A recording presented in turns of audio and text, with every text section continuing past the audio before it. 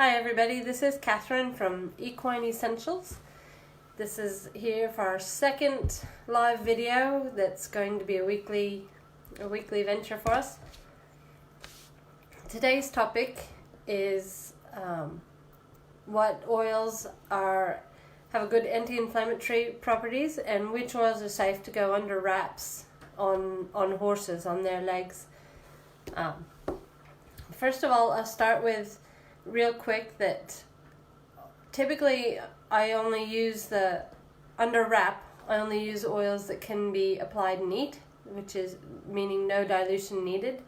But I want to point out that I do always dilute for two reasons. One, it's going to save you money because you're using less oil.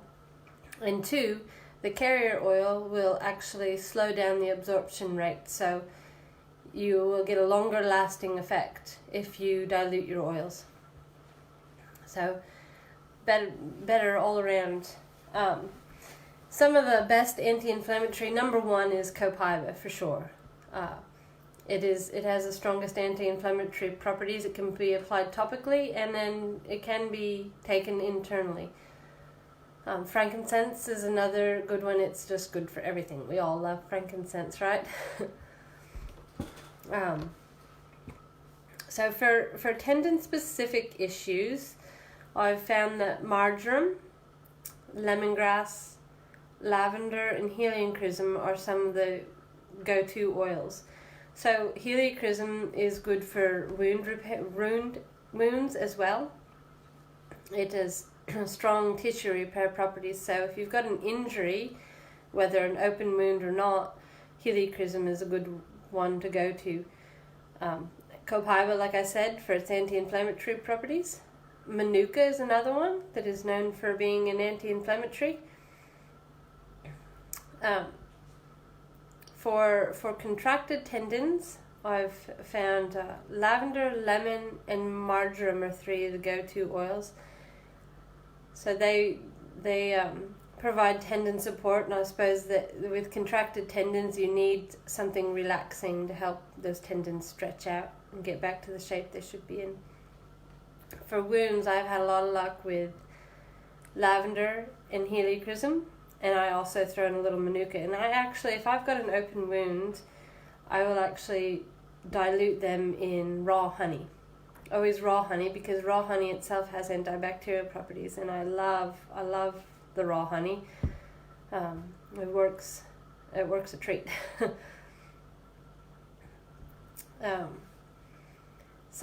One question I did have is which of these oils are safe to go under a wrap, and I would feel pretty comfortable using, and I have used a lot of these under wraps for different issues, whether it be a wound or just support. But lavender, copaiba, heliochrysum, manuka, marjoram, and lemongrass.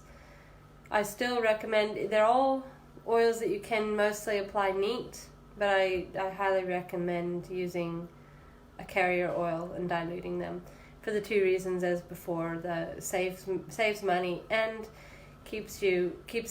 slows down the absorption rate, so it has a longer lasting effect. Let me check my notes.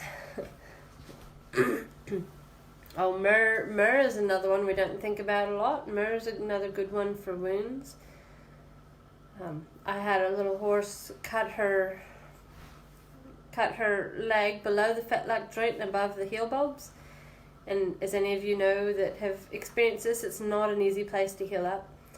Well, the first thing I did was grab the raw honey, and I added lavender and heliochrysum to that, and I wrapped it up, and I left that wrap on as long as I could. It was a good week, and it was a really deep cut. It was sort of one that I was wondering if it would even heal, let alone heal quickly. It was pretty deep.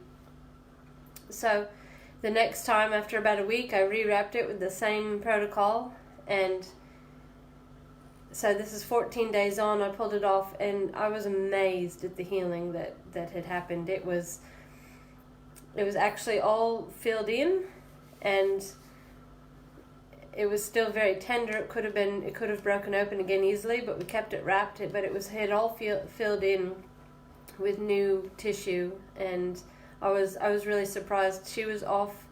It happened before Christmas. We were riding her by the end of January, so it was a really rapid healing process. And I got to thinking about it, and looking back, she never received a needle of penicillin, and there was no infection. So that was pretty exciting.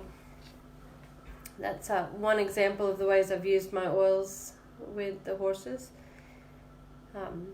If there's anybody watching and you have any questions, I'd be happy to try and answer them. Or if you watch this later and you have a specific topic you want to know about, comment, and I'll come back and I'll check the comments later, and that could be our topic for next week. So I suppose that's all for now, unless you guys have any questions. We'll catch you later. Bye.